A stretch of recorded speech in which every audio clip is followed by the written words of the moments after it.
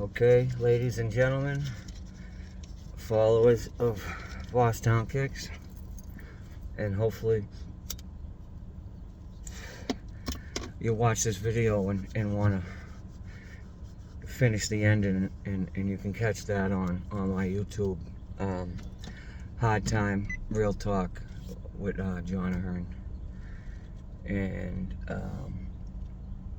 John Ahern, that's John, Ahern, Ahearn, at 3418 if you're having trouble searching and can't find it. But obviously I watch my good friend Matty Tottenham's videos, and sometimes he gives me ideas off of his videos. When, you know, I'll have stories or I'll have shit that I'm thinking of talking about, and then something he says or whatever he's covering at the moment will spring something loose in the old cobwebs up there in my brain, and I'll think of something that, like, I just feel just needs to be shared. You know what I mean? Like, even throughout the prison system, this story in particular was like a big thing. Like, word got around about this because it was such a crazy thing. It was a kid. This was right around when the K-2 started coming around, and there was different you know, different mixtures and different chemicals that were in it that were kind of making people flip their wig. And this is kind of a reminder of don't put shit in your body that you don't know how your body's gonna react. Like smoking dust growing up, like I always seen, you know, the different types. I started smoking dust when in the mid-90s, when we called it the heyday, when the Purple Rain and Crazy Eddie, when that shit was around, when everywhere you looked, especially in Michoacán, there'd be bags of dust, there'd be empty packages of the covering, of whatever kind it was, whether it was Crazy Eddie or Purple Rain or Lethal Weapon, shit like that. The Lethal Weapon was crazy. That shit, you couldn't finish a joint of that. 3 or 4 people put 2 bags in the joint, couldn't finish it. You'd drop it because you'd get so whacked out that your mind couldn't put 2 and 2 together. How to lift your fingers to your lips and inhale and do all that. It would fry your brain so much, you'd get so whacked out. But anyways, but I still smoked it anyways, and yeah, I ended up in psych wards and shit like that, but nothing ever happened to me like what happened to this kid. His name was Bam. He's a black kid. He was doing a life bid. I was in P2, and saying that like everybody knows. It's like I'm talking to Maddie. But I was in Shirley Mack, Souza Baranowski. For people that aren't from the area, Souza Baranowski Correctional Center is it's the level 6. It's the max in Massachusetts. Souza and Baranowski are the last names of 2 different cops that got murdered in the visiting room in Norfolk back in I think it was the 70s. During visits, a woman brought in a gun for whoever she was visiting. I forget the guy's name, but he took out 2 cops. So that's how you get Souza Baranowski Correctional Center. So I didn't smoke this shit then because, like I said, honestly, like, this is the only drug that I was afraid to put in my system because I didn't know how my body was going to react. Like, I don't mind getting fucked up as possible, but I don't like doing shit where my mind goes places and I don't know how my body's going to react to that. I don't like doing that shit. So I didn't touch this shit. I didn't touch the shit then. It wasn't for a while till I started like seeing that the shit wasn't that doing that to people, that I started smoking K-2, and I started just doing it for rec, like to kill time. So bam, I'm on P2, and now I only knew Bam through a friend of mine, Chris Doan. Chris Doan was a kid from Lynn who picked up a juvenile murder case when you didn't get life bits. He got 20 years. Chris Doan was a dangerous kid. He was a bald kid. He had glasses, googly eyes. Like, you wouldn't know it, but if you knew Chris, you knew what type of kid Chris was. That he's not somebody you wanted to get on his bad side. But so Chris was my friend. I made friends with Chris in Concord. So I knew Bam through Chris. They were in Plymouth together, GYS, when they were waiting trial. They both had juvenile murder. So Bam smoked this shit that other people were kind of losing their shit. But nobody had lost it to the extent that Bam did this night. So I'm sitting there on the bottom tier, I think I was, and he was on the top tier. He had a single cell. He had been there for a minute, so he had a single cell. Bam was chilling. Fucking, he just came out on the tier out of nowhere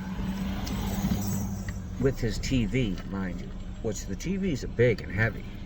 They started selling flat screens, but he didn't have a flat screen, I don't think. Now that I think about it, I don't really remember it being a flat screen. But he took his TV and he fucking dropped it off the second tier and smashed it. Smashed his TV out of nowhere. So now he hadn't started wigging yet. Obviously this was the beginning of it, but he hadn't started verbally wigging out yet. Now that was what really, the TV was just the tip of the iceberg. Now,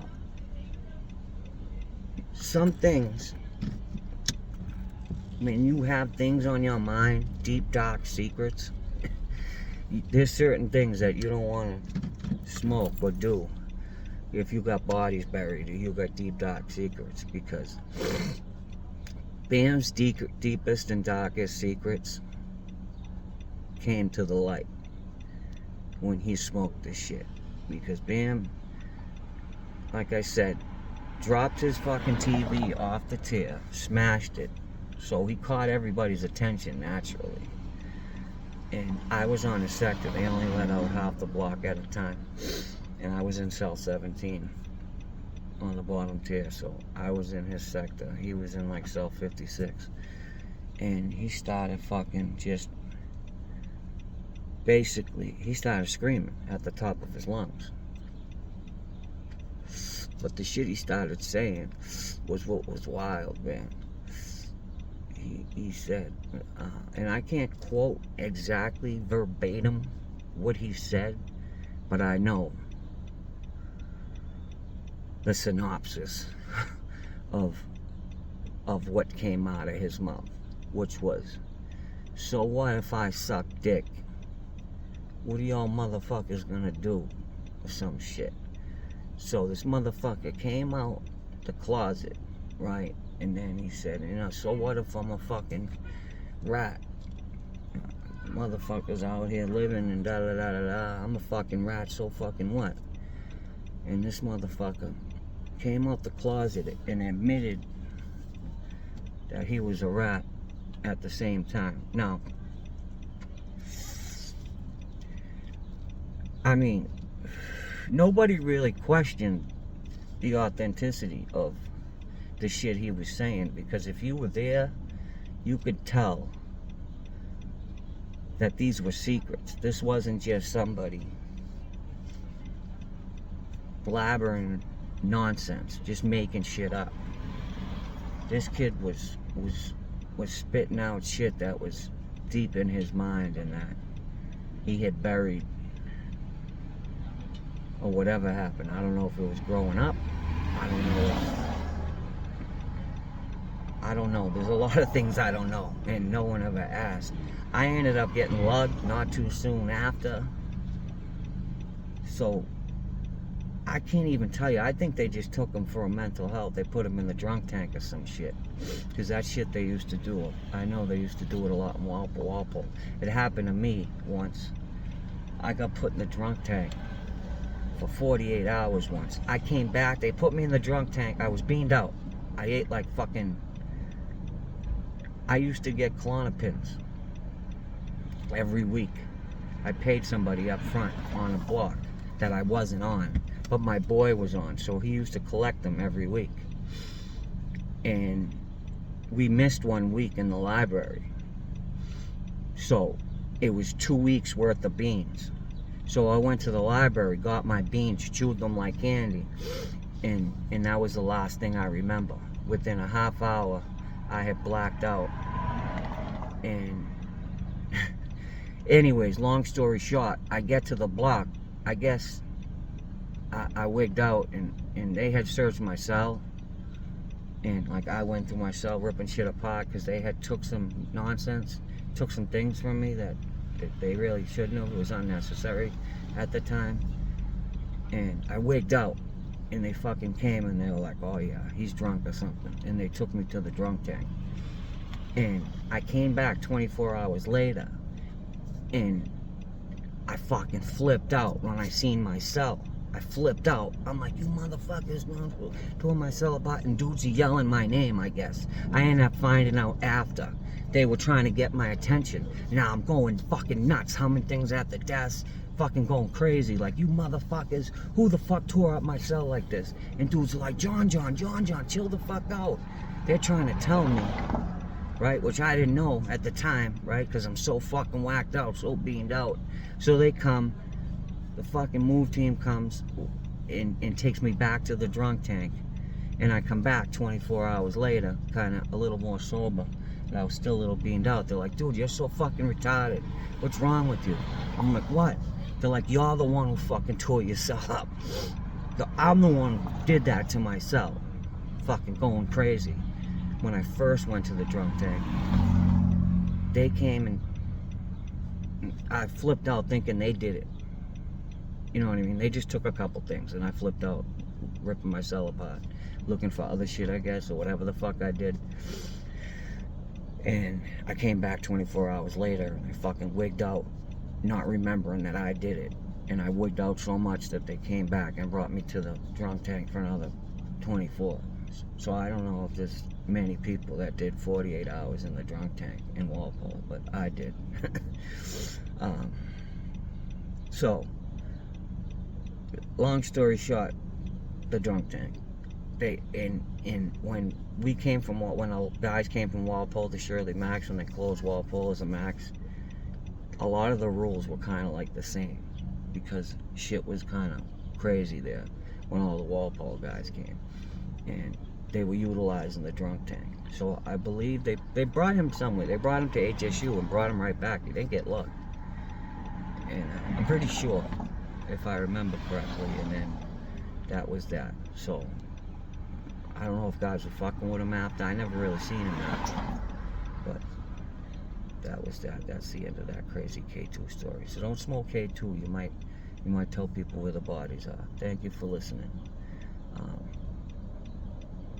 This is our car session with Boston Case, giving it to you real. Oh, and let me set the record straight on Luigi, right? Now I've been around a little longer than Maddie, and Luigi, who introduced the K-2 to the Max.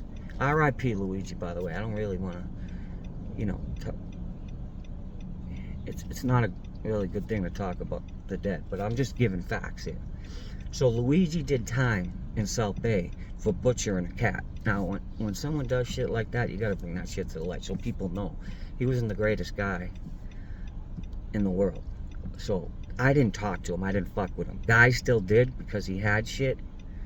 Like, and he was like the man. Now, I never forgot. And I said it to dudes. like Chad Connors, who was from East Boston, like, dude, you know what he did. Like, I can't, it's not like he was a rat or a Skinner, but dude, you did time for fucking setting a cat on fire and butchering it. So like, Maddie didn't know this shit and doesn't know certain things that like kids from Suffolk County knew, but dudes knew that Luigi set a cat on fire and butchered it and killed it. So I'm just setting the record straight on Luigi. We've got to keep it 100 here. You know what I'm saying? So that's what it is. If you don't hear me speaking the greatest about him, that's because I know the truth. I know the truth about a lot of people. Do you know what I mean? Like, there's people that just don't know things. I won't put it out there until it has to be, and guys are pronouncing that guys are the greatest people, and I just have to put it out because they may not know. Hey, this person did this, or this person has this in their history. You know, so you got to put all the facts out there about people, because people would do it about me. People would do it about me, dead or alive. Believe that. That's not hating, that's just the truth. You know, you can't let that shit go. So anyways, this is a car session with John. I hope you enjoyed it. There's plenty more to come. Subscribe on YouTube, like, comment, do what you gotta do, because I need some more views. I appreciate y'all. Bye.